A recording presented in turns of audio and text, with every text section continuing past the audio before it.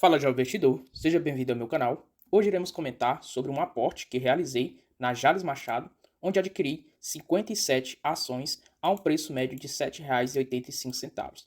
Se a gente olhar a carteira do canal, a gente observa que a posição aumentou agora e se encontra hoje com 250 ações da Jales Machado, o que corresponde aí a uma concentração na carteira de 6,13% do total da carteira. Então aqui é uma small capzinha que acredito que poderá triplicar aí de tamanho e, consequentemente, gerar valor à minha carteira. Aí, atualmente, tem uma carteira aqui concentrada em Banco Bradesco, Banco do Brasil, Jales, a Magalu, que acredito também que irá se recuperar no médio prazo, e aí tem um pouquinho de Bitcoin e Ethereum.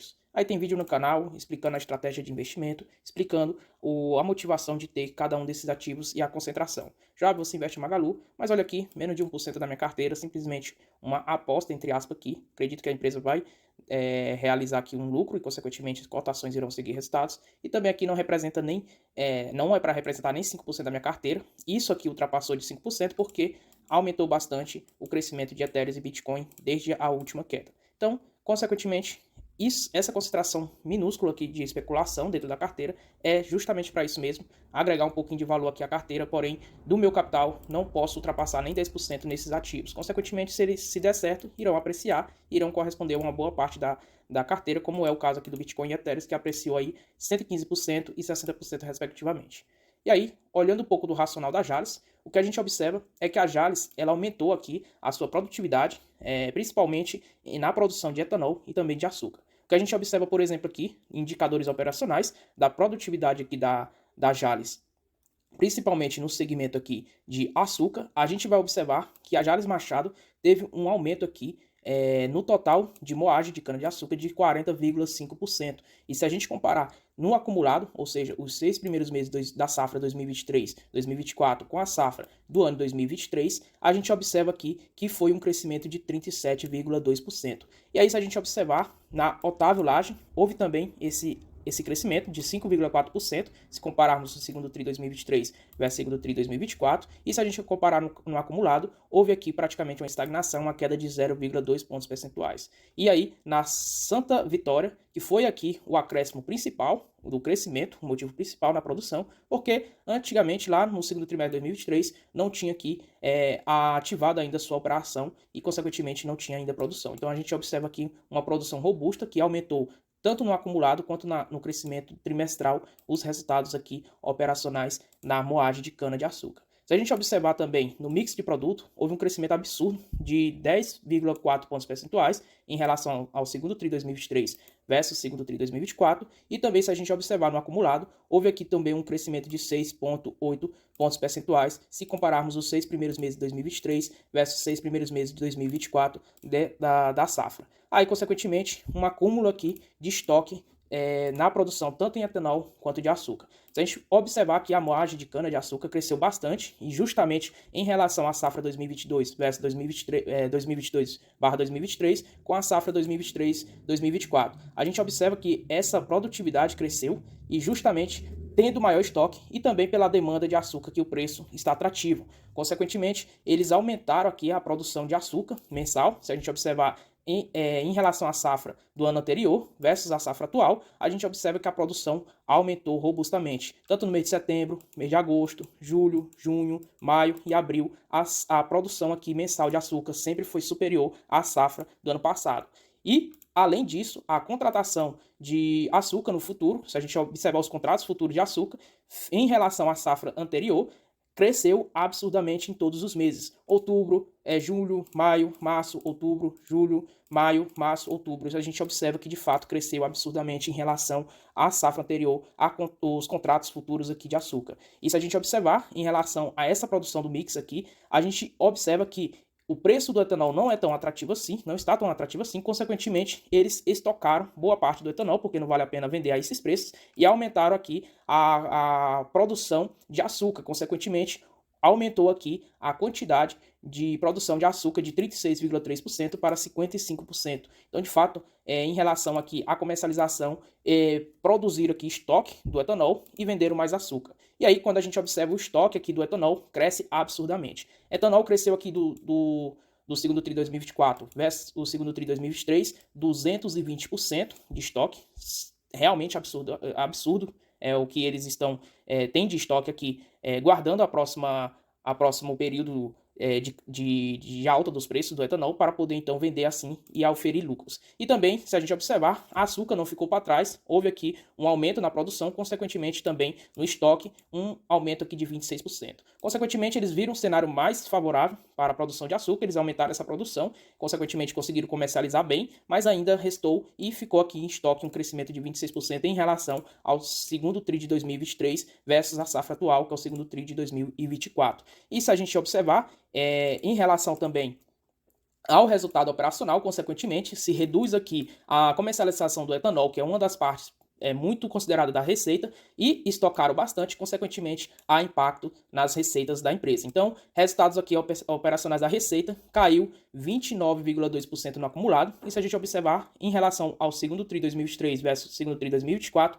foi uma queda de 21,6%. E se a gente observar também, o fluxo de caixa foi afetado, e isso aqui no acumulado representou basicamente 40,3%, e na margem foi uma queda de 12,3 pontos percentuais, saindo de 75,6% para 63,3% de margem. E se a gente observar em relação ao trimestre versus o segundo TRI 2024 versus o segundo TRI 2023, foi uma queda de 34,3% do fluxo de caixa, ou seja, a EBITDA, e da margem foi uma queda de 10,2 pontos percentuais, tendo uma margem atual aqui de 65,6% no segundo TRI 2024, em relação ao segundo TRI de 2023, que era de 75,8%.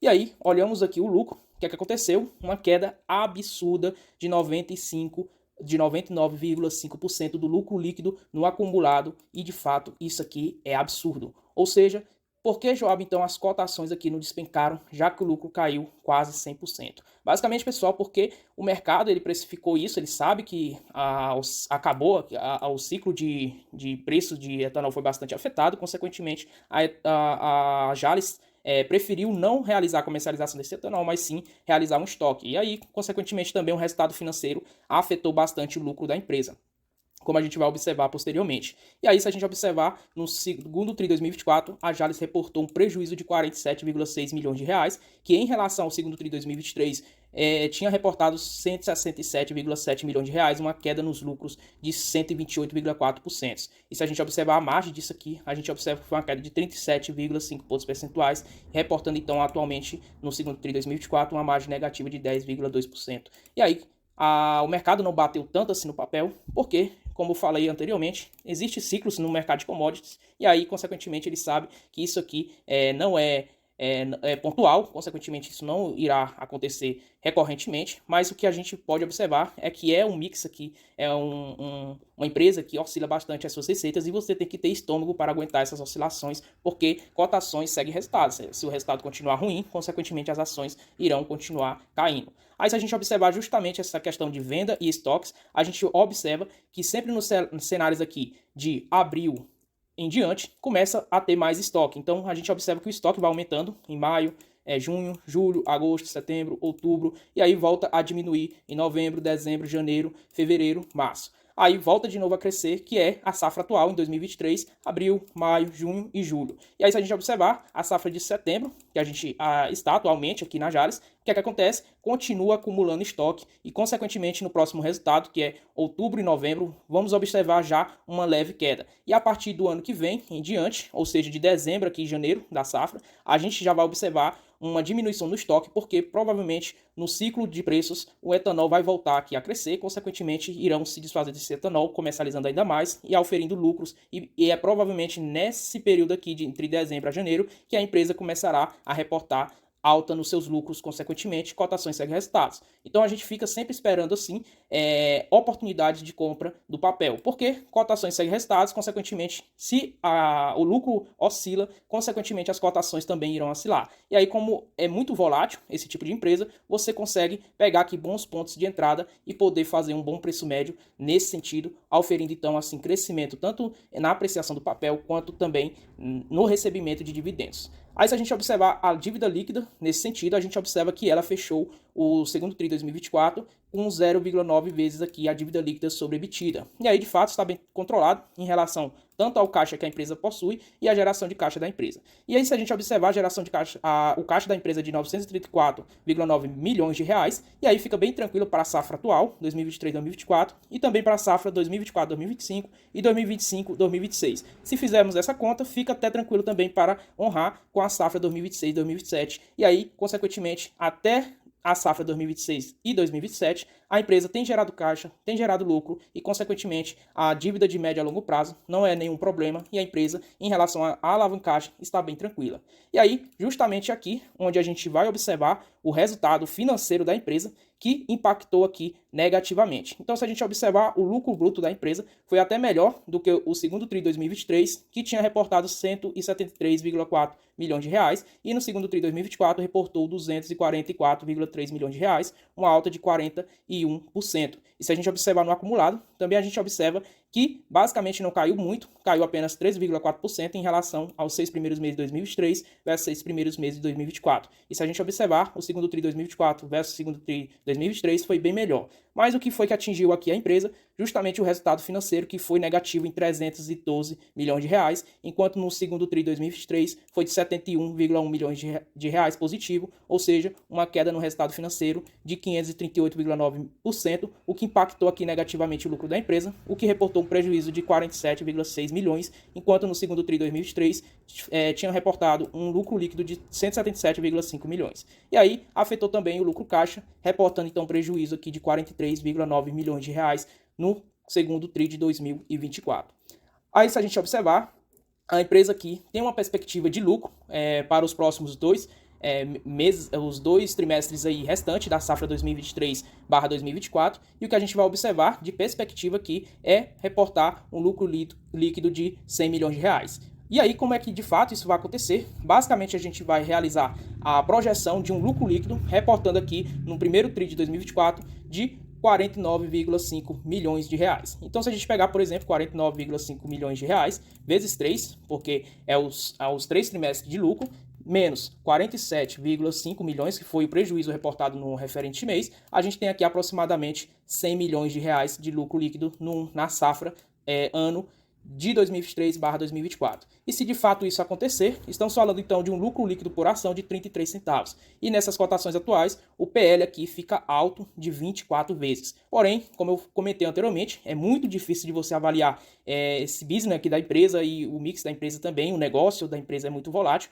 e aí complica bastante a avaliação porque não tem aquela previsibilidade. Consequentemente, você tem que traçar um cenário lucrativo, por exemplo, da empresa, onde de fato isso aqui é realidade. Então, tracei um cenário em que a empresa na safra 2024/2025 irá lucrar 480 milhões de reais. Isso já aconteceu na safra anterior, 2022/2023, e aí, se isso de fato acontecer, representa aqui um lucro líquido por ação de R$ 1,58, o que dá um PL aqui de 5 vezes aproximadamente, nessas cotações de R$ 7,89. Aí, pessoal, se a gente de fato observar aqui, distribuindo, isso aqui eu não atualizei, distribuindo os 25% de lucro da empresa, que é o payout mínimo aqui realizado pela Jalles, a gente tem um dividendo, então, de 39 centavos e um dividendo yield de 5%. E aí, Joab, se a gente observar aqui, o preço médio aqui das minhas ações é de R$ 7,64, o que me dá um dividendo yield corte de 5,17%. Ah, Joab, mas você falou que só investe em ações que te dão um retorno de 7,5% no mínimo de yield. Porém, pessoal, no Estatuto Social da empresa, recomendo vocês sempre lerem, diz que se a empresa tiver bons resultados e uma dívida controlada, por exemplo, inferior a 2 vezes a dívida líquida sobre EBITDA, e atualmente está em 0,9 vezes, a empresa ela distribui, então, 40% do lucro caixa da empresa. E somente será adotada aí obedecendo esses seguintes critérios. E aí, quando realizado isso, consequentemente, o dividendo passa a ser acima de 7%. Então, por isso que você sempre tem que ver a política de distribuição de dividendos da empresa. Outro ponto que eu gostaria de destacar é o valor patrimonial da empresa. Então, se a gente observar, cresceu em relação ao trimestre anterior, então chegando aqui a quase 2 bilhões de reais, gerando então valor para o acionista. Então, de fato, a empresa gerou valor, mesmo apresentando aqui prejuízo no na safra aqui no resultado da safra aqui do segundo TRI de 2024. E aí, de fato, a empresa se mostra aqui uma small capzinha bem interessante, tem que saber avaliar um pouco esse tipo de negócio e tem que ter estômago para aguentar essas oscilações. E aí, pessoal, para finalizar, convido você a se inscrever no meu canal. O canal ele cresce dia por dia e no canal iremos comentar sobre resultados trimestrais das principais empresas listadas na bolsa e também trazer notícias do mercado financeiro, além de vocês acompanhar aqui o crescimento da carteira do canal rumo à minha liberdade financeira. E aí, por fim, convido você a adquirir esse e-book, onde ele vai te ajudar você nessa trajetória de investimentos. E aí vai estar na descrição do vídeo, custa menos de R$ 25 e você terá acesso aqui aos 5 pilares da minha estratégia de investimento e também como se organizar financeiramente, e isso vai te ajudar bastante nessa trajetória. Espero que vocês tenham gostado do vídeo, se inscreva no canal, deixa aquele like e até a próxima.